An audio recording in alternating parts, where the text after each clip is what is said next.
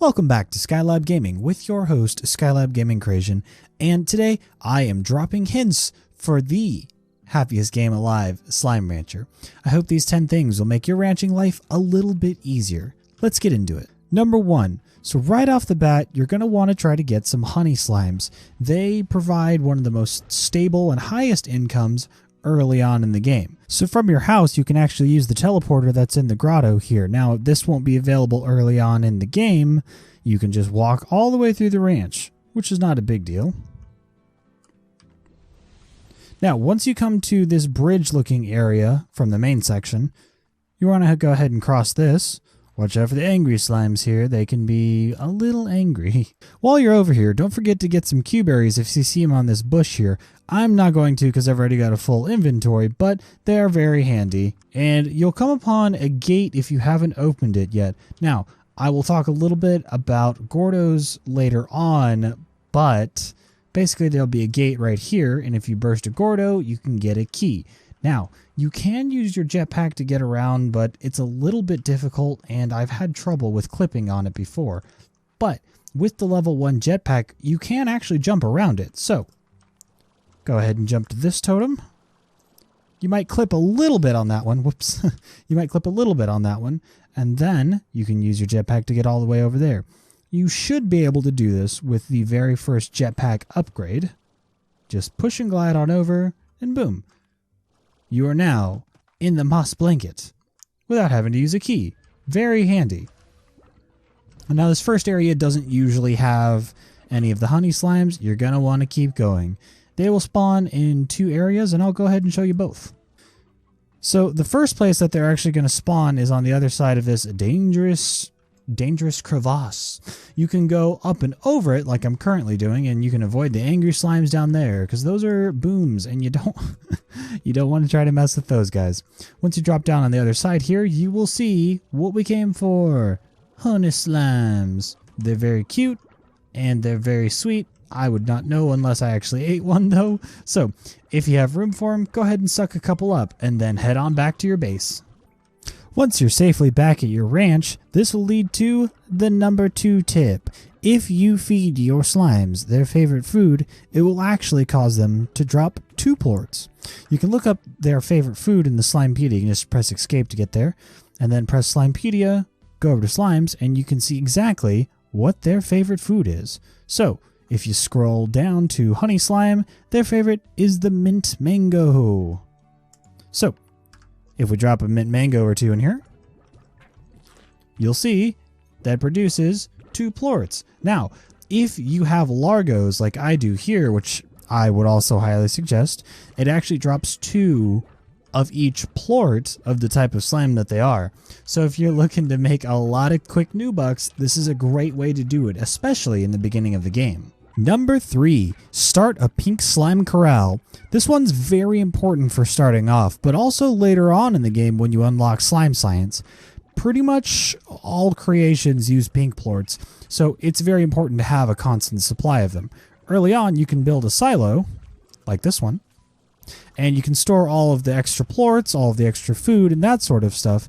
That way later on, when you do unlock slime science, because it's a little expensive, you're able to have them for later. And like I said, pretty much all of them use pink plorts, so it's important to have them both early on and later. Now, you can stack them pretty much all the way up to the ceiling with a double corral and a air net, but once you get out past about 50, they start to break the roof, and some of them escape, and it gets a little bit crazy. Now, when you have this many slimes, don't forget to feed them. And also, if you have the money available, I would get a music box because it calms them down and keeps them from going crazy and trying to escape like they're currently doing. Guess I better feed them.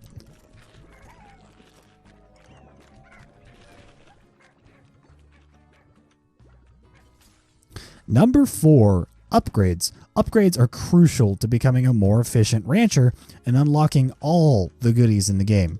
The very first upgrade I suggest that you get is the jetpack. It just unlocks so many different places that you are able to go that you otherwise wouldn't be able to access in the game. And if you really feel like it, you can access other parts of the world without having to unlock the slime doors just by flying up and over. You might clip on some things, but you got to experiment a little bit with what you can and cannot jetpack past. The other upgrade that I would definitely get early on is the dash boots. It reduces the energy consumption of sprinting by half, which when you're running pretty much everywhere in this game, it is super, super duper important.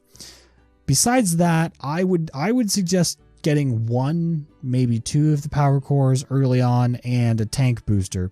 Basically, that lets you hold more and lets you do more. They're not as crucial as the jetpack and the boots, but they're definitely important, I think. Now, you can do it in pretty much any other order. The other suggestion I would have on this is that the treasure cracker upgrades I would save until later.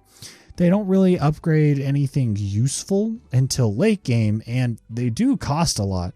I mean, the treasure cracker MK3 is a whopping 25,000 new bucks. That's just not in the budget for most new ranchers. Number 5, slime science extractors. Now this could be a whole different topic, but you basically build extractors with their various parts in the slime science lab, and you place them in their respective areas. Wait a little while, and then come back and collect rare materials. Using these extractors gets materials to build things, and also after emptying a certain number of extractors, the treasure cracker upgrade becomes available in different stages. Now, the treasure cracker upgrade matters because you can get different treasure pods, and the treasure pods have a lot of blueprints for building some of the more advanced things in this game. So extractors is pretty much where it all starts.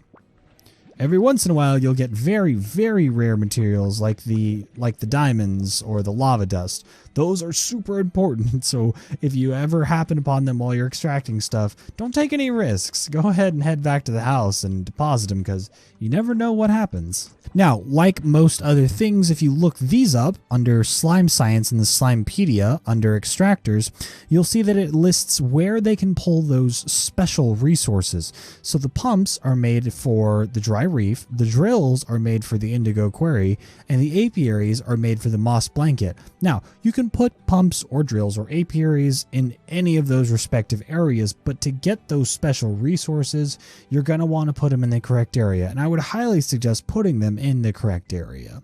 That way you can get those special resources a lot faster, and you can build all sorts of fun stuff. Number 6. Treasure pods. Now, I already have some other videos on the specific locations of the treasure pods, but here's the lowdown. You're going to need the level 1 treasure cracker upgrade, which comes from the upgrade station after unlocking Slime Science and waiting for a time. These pods contain decorations, machines, and fashionable additions for all your slimes. Check out the videos linked in the description below if you need help on finding those, or hey, jump into it and try to find all of them yourself. They're pretty great. Now, a small side note, some treasure pods are harder to get to than others, and some of them do require a little bit of extra energy to get to on the jetpack. So, if you're confused about which ones are which, like I said, I'll link those in the description below. But basically, you've got the green ones, which is the level 1, you've got the blue ones, which are level 2, and not pictured here are the purple or black ones, as some people call them, and those are level 3, and takes the level 3 treasure cracker upgrade. Number 7, fruit trees. Fruit trees are great because honey slime's your main early game money, really. They eat pretty much all the fruit in the game. You'll want a mix of crops, but around 4 or 5 trees would be a good goal to fuel a full slime farm. So that includes the grotto and that includes the overgrowth area. Now, I would definitely suggest a mixture of things. Over here, I usually do vegetables. Sometimes pogo fruit. Is it pogo fruit over here right now? It is. It is.